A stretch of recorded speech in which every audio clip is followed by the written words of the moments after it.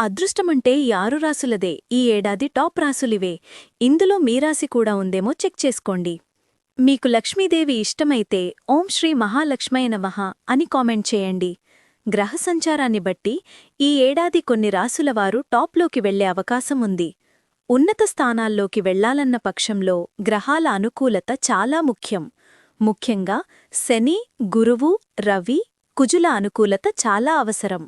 ప్రస్తుతం శని, గురువు, శుక్రుడు, రవి, కుజుడు బాగా అనుకూలంగా ఉన్న రాసులు మేషరాశి.